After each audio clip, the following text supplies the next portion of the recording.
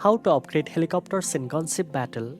First of all, open the game and you will see your helicopter on the home screen along with its level and health points.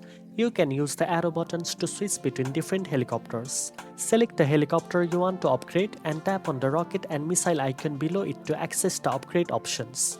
Next, you will see different upgrade categories such as weapon, armor, engines and other systems. Use your in-game currency, coins or resources to improve each category. Upgrading weapons makes your helicopter stronger in attacks, improving engines make it faster and easier to control, and reinforcing armor helps it take less damage from enemies. Make sure to prioritize upgrades based on your gameplay style and mission requirements. Some missions may require faster helicopters, while others demands more firepower or stronger defenses. Regularly upgrading your helicopters ensures you stay competitive and can tackle higher level missions effectively.